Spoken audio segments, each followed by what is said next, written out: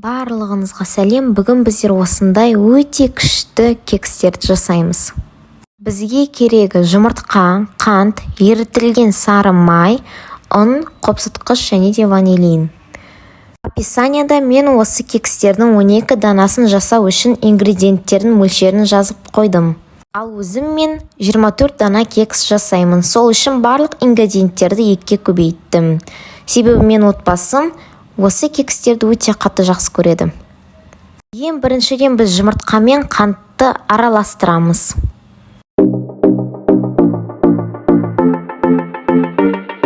Сосын ерітілген сары майды қосып та араластырамыз.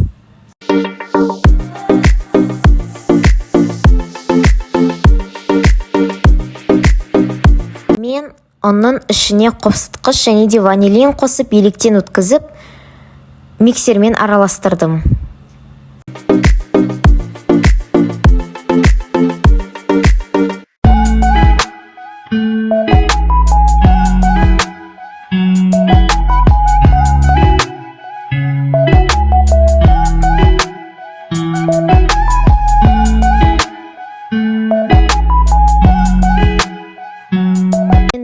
Мен арнайы осындай формаға кекс пісіру үшін арналған қағаздан жасалған формочкаларды салып қойдым.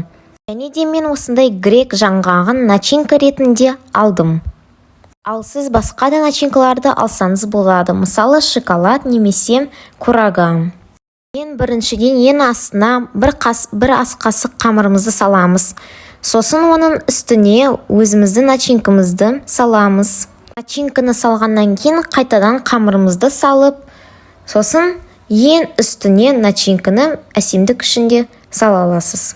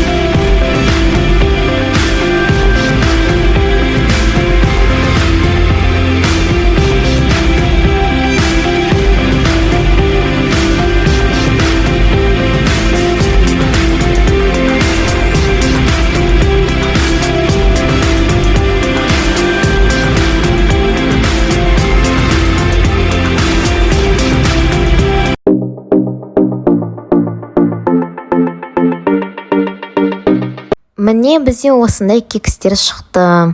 Міндетті түрде дайындап көріңіздер. Өте дәмді болып шығады.